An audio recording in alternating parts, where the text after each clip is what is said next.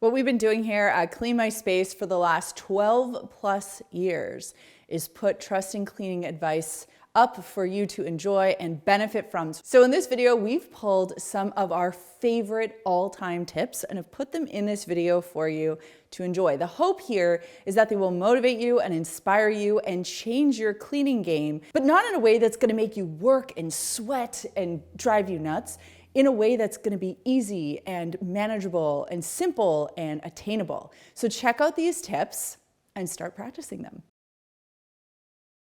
No matter how much or how little experience you have in cleaning, I think we can all agree that there does come a point where you look at a space and you just feel overwhelmed by the job at hand. And that is where the concept of MIAs, or most important areas, come into play. Because not everything in every room needs to be cleaned all the time at once. Kind of sounds like a movie that just came out, doesn't it? But what you want to do is make sure that you're focusing on the areas that you see or use the most in a space. So for example, when I clean my daughter's room, am I getting down and wiping her baseboards all the time? No. Am I taking out the things in her bookshelf and her toy drawers? No. I will do those every now and then, but the things that really matter in her room are tidying, cleaning her desk, cleaning her bed, the areas that she's using more frequently. That's what's important, that's what matters, that's where I'm going to spend my time. Just like you make a grocery list so you don't go buck wild at the grocery store, it's the same thing when it comes to cleaning. And while I wouldn't necessarily say this is fun, what it does do is it gives you the ability to be very specific about what you need to get done, and then you get that ultimate satisfaction of striking something off your list when it's completed. Trust me. List out 3 to 5 things, scratch them off, get your jobs done, move on with your day. You usually see my kitchen from this angle and it looks immaculate. But if you slightly look this way, you'll see, oh, that's where all this stuff goes. Oh, that's where it is. And this brings us right to my garbage can, which is a smell for sore noses, if you can understand that analogy.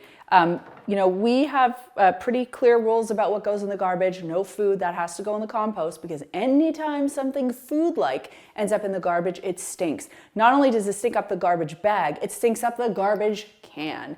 And over time, there can be drips, there can be spills, there can be little things. I also find the area right, oh, mine looks actually pretty clean right now. Probably we just cleaned it for a video.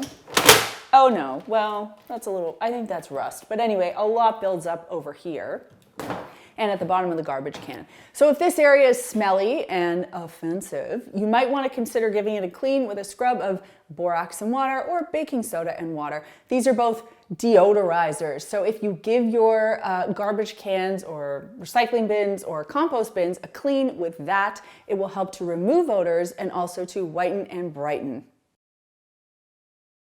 One of the most frustrating things, especially when you're vacuuming a carpeted floor, is when you have made beautiful cut lines and then you have to walk across those cut lines to get out of the room. Where I'm standing right behind me is the opposite corner to the exit point of the room. Let me say that once more. It's the opposite corner to the exit point of the room. Where Lucas is standing, he's filming me. That's the exit point. So it makes no sense, even though it might feel logical to start over there, it's best to start here. And then by the time I'm done, I just see myself out the door. And on that note, if your vacuum is corded, you want to make sure that you plug it in close to your exit point, not your entry point. There are 3 odor absorbers that are easy to come by, inexpensive, and gentle. They are white vinegar, baking soda, and activated charcoal. And these, among the other things that they do, are great odor absorbers. And the cool thing is you don't even really have to do anything to them. For vinegar, for example, you just put it in a bowl and put it in the smelly area. In fact, people used to do this when they would have parties inside their homes and there were smokers. They would just put out bowls of vinegar and that would absorb cigarette odor. Pretty amazing. Baking soda I love using for deodorizing. People who have been watching Clean My Space for a long time know this. I talk about it all the time. For example, if you have a closet that smells really stuffy, like my front hall closet, sometimes I'll go in there and do voiceovers for Instagram Reels or TikTok videos, and it smells, it's like stale Doritos and dirty shoes. So the way to fix that is to put a little bowl or a sachet of baking soda in the corner. Boom, makes all the difference. And activated charcoal works much the same. In fact, many kitty litter products and other deodorizers, even your organics bin, sometimes the lid comes with an activated charcoal filter so that that absorbs odors. All three of these, very easy to come by, inexpensive, and gentle. Especially when we have to do something we don't love, it is so easy to get distracted and pulled off track. And that's why when you're cleaning, if you can set yourself a timer and tune out your distractions, you're going to get that job done quickly and efficiently. For me, if I'm cleaning my kitchen, I know I turn on a podcast, I have to go to the bathroom ahead of time or take care of any of those pressing issues so that I can just focus on the kitchen and get it done. Because trust me, if I start checking my texts, taking out my laundry, doing this, talking to my husband, the kitchen would never get cleaned. Just focus. I can't imagine a time where I would ever use cleaning and sensual in the same sentence, except for right now, because you have to make cleaning a sensual experience. Hear me out. If you're making your own cleaning products, and we have a whole ebook on how you can do that, I'll link it for you down below, you can use essential oils to make your cleaning products smell great. Now, why is this important? Because smell affects our mood and affects how we feel. And you can actually manipulate that by choosing a certain type of essential oil. And by the way, the one that excites me might not be the one that excites you. I really don't like floral scents, but you might love them. So find a scent that you really love and add it to your DIY cleaners. You will notice a boost in your mood and it will help you get by. Have you heard of the sandwich test? You probably haven't because I made it up. The sandwich test is essentially this. Would you eat a sandwich with unwashed hands after touching something in your home, like a light switch? If the answer is no, it's because you know that thing is dirty and you don't want to get sick. Ergo, you should be cleaning the thing that you wouldn't eat a sandwich after touching or before touching. I'm confusing myself now. Anyway, my point is my points of contact are questionable because myself, Riley, and Chad have all just gotten over a cold. So ideally, these should all be cleaned. Now, how would I clean them? I would make sure that I'm using a disinfectant. You want to make sure that you're following the directions of the disinfectant so that it's actually doing its job and you're not just wiping it on and wiping it off. Points of contact include anything that you touch on a frequent basis, probably without washing your hands prior to touching them. One of the things that I get asked all the time is if there was one thing someone could do to reduce the amount of time they have to spend cleaning, what would that be? Here's my answer. It's cleaning as you go. Because if you think about it, messes abide by the law of attraction, just like everything else. So if there is a mess or a pile or clutter, it's gonna start attracting more of the same thing. Messes beget messes. So as you go through your day, if you're walking through a room and you see something that shouldn't be there, pick it up and take it along with you and put it down while you're on your way to another place in your house. That way there's a good flow of clutter. Another place where mess begets mess is the bedroom. Bear with me, it's when you take your clothes off. Now, if you're someone like me, you will throw your clothes on the floor and expect that they will magically be put away, and that never happens. And then you see a pile and you're like, well, I've already got a pile there, I'll just throw this t-shirt on. What's one more t-shirt gonna do? And then by the end of the week, you've got 67 things that should have been dealt with in the moment. So what I am trying to do now, because I'm always evolving in the cleaning world, is I'm trying to deal with my garments as I take them off. If they're getting hung back up, I try to put them on a hanger and hang them in the closet right away. Another way I can illustrate mess begets mess is by having you imagine a bathroom sink. Brush your teeth, spit out, maybe just flick a little bit of water in there. But over time, you'll notice that toothpaste starts to build up. And a little bit of toothpaste starts to attract a little bit of hair, and then that starts to attract dust, and then that starts to attract more, and then 3 days go by and there's more toothpaste and more hair and more dust, and before you know it, your sink looks horrible. So if you can give your sink a few more flicks of water every time you finish brushing your teeth just to rinse it out, you're not going to deal with that messy, disgusting sink by the end of the week. So that's what I can advise you on. If you want to spend less time cleaning, just clean as you go, deal with the messes as they come, and you won't have to do those big, massive, insane, busy, 3-hour-long marathon cleans.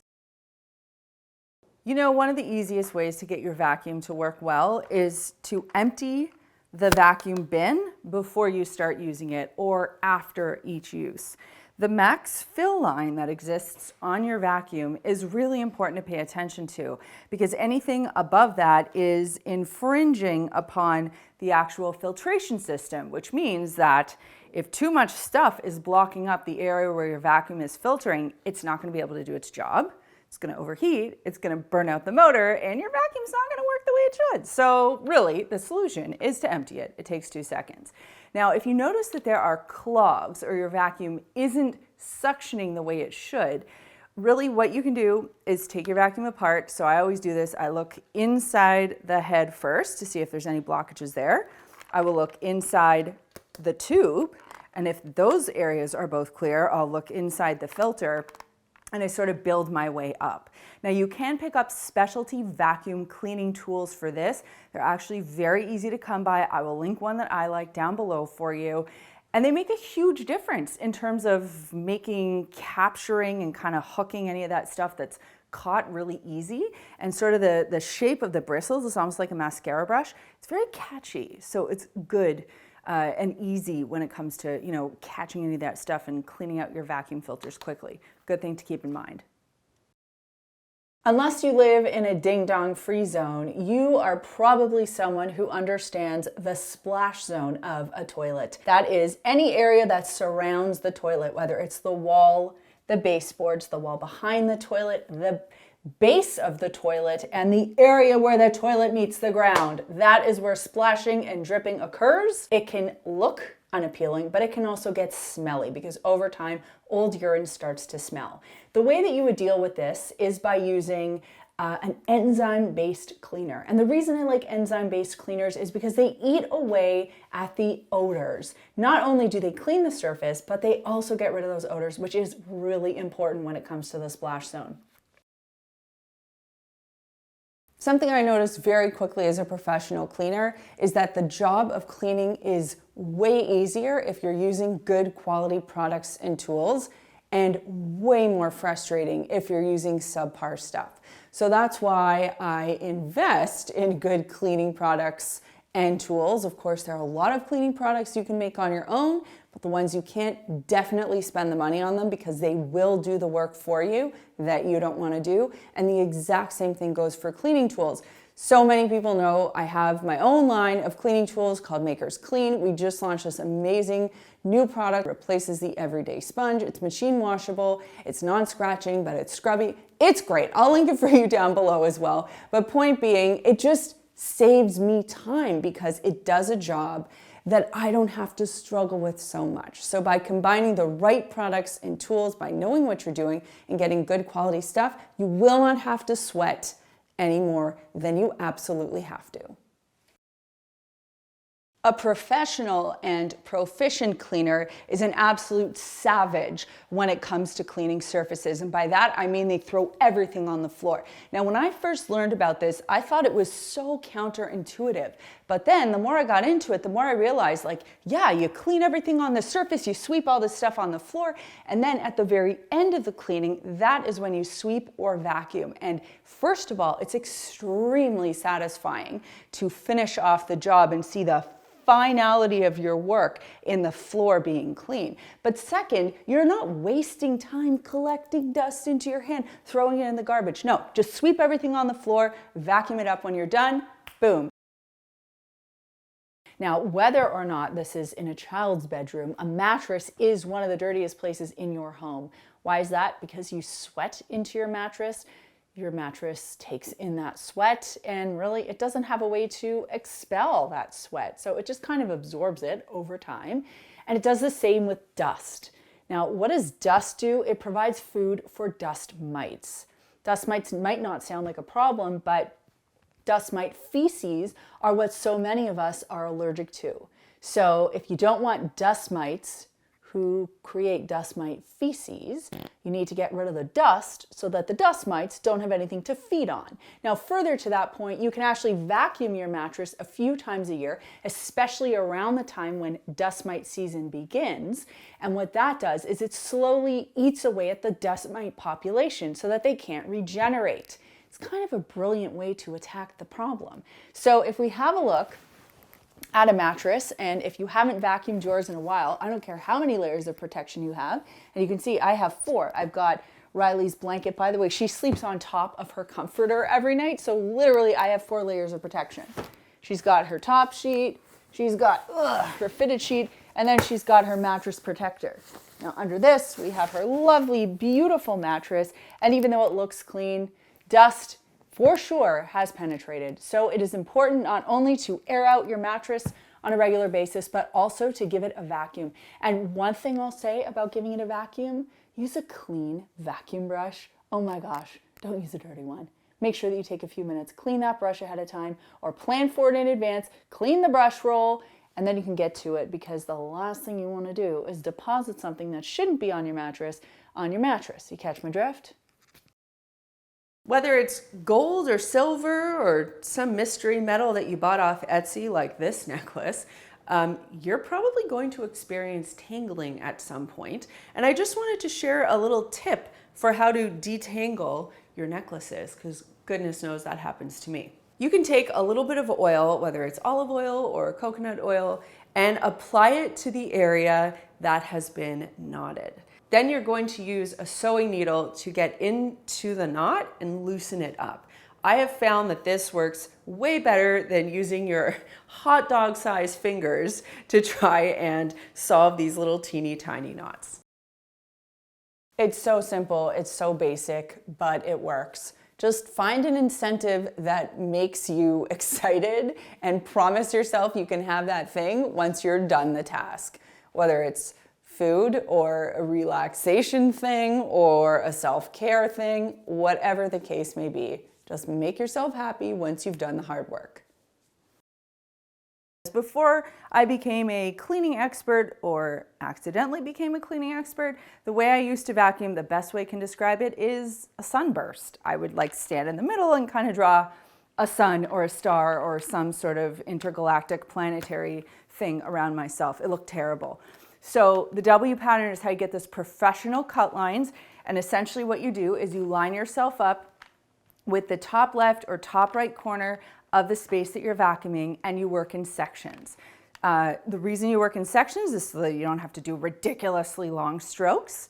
So for this rug, I might do 2 sections, and then I will of course work my way out of the room so I'm not stepping across the surface I have just vacuumed. I'll line myself up to the outermost left corner of the carpet. My vacuum head will sit exactly flush with the corner. I'm gonna step back about halfway, keeping my vacuum straight, and then I'm gonna push forward ever so slightly on an angle. I'm gonna go over some of what I have already vacuumed with my straight pass downward, coming back up on the up.